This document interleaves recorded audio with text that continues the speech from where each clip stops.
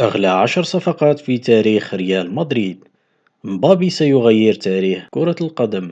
نالت الإشاعات الواردة بخصوص انتقال كيليان مبابي نجم موناكو الفرنسي لريال مدريد الإسباني الكثير من المساحات في الصحافة العالمية والإسبانية.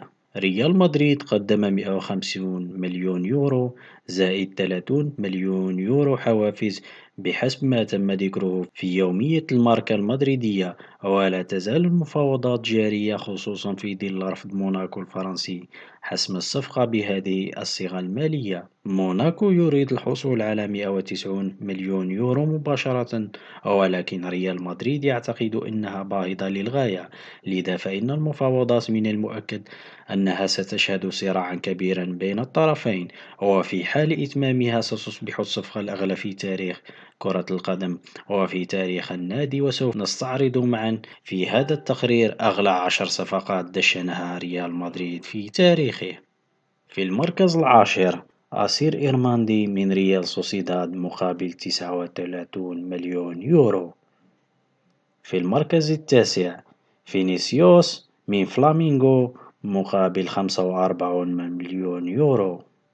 في المركز الثامن، الظاهرة البرازيلية رونالدو من إنتر ميلانو مقابل 45 مليون يورو. في المركز السابع، لويس فيغو من برشلونة مقابل 60 مليون يورو.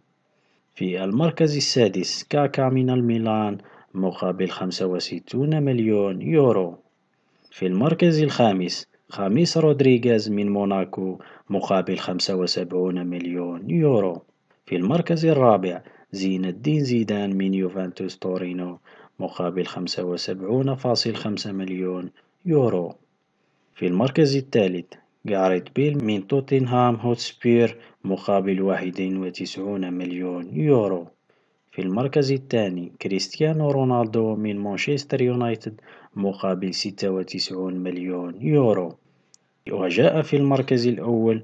في حال إتمام هذه الصفقة ستصبح صفقة كيليان مبابي من موناكو الأغلى بقيمة 180 مليون يورو.